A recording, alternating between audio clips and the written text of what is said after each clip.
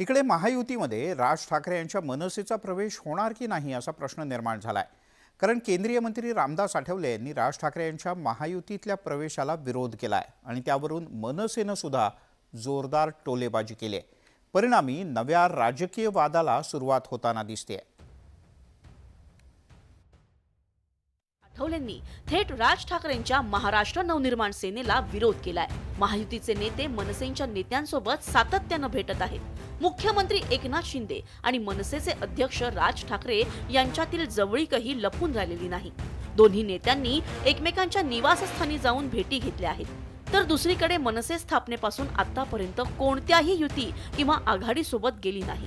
पहिल्यांदाच मनसे महायुतीत सहभागी होणार असल्याच्या राजकीय चर्चा सुरू आहेत। मात्र राज ठाकरे महायुतीत येणार नाहीत आणि येणार असतील तरी त्यांना सोबत घेऊ नये अशी भूमिका रामदास आठवलेंनी घेतली आहे। महायुतीमध्ये येणार नाही आणि त्यांना आले तर त्यांना घेऊ नये असं माझं मत आहे।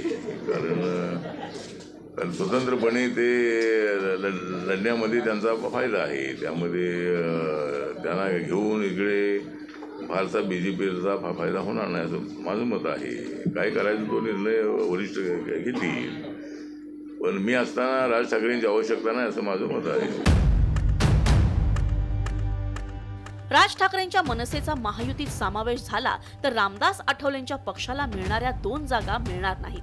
हे राजकीय नुकसान टाळण्यासाठीच रामदास आठवलेंनी मनसेच्या महायुतीतील प्रवेशाला विरोध केलाय। तर रामदास आठवलेंच्या विरोधाची मनसेकडून खिल्ली उडवण्यात आली आहे। मनसेच्या महायुतीतील प्रवेशाचा निर्णय वरिष्ठ पातळीवर होईल त्याची काळजी रामदास आठवलेंनी करू नये असा टोला मनसेकडून लगावण्यात आलाय।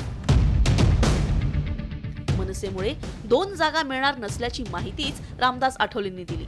याचाच अर्थ असा होतो की मनसेला आगामी लोकसभा निवडणुकीत महायुतीत 2 जागा मिळणार आहेत। आता मनसेला कोणते 2 मतदारसंघ मिळतील असा प्रश्न निर्माण झालाय आणि जर असं झालं तर मनसेचा पहिला खासदार लोकसभेत जाण्याची शक्यता नाकारता येत नाही।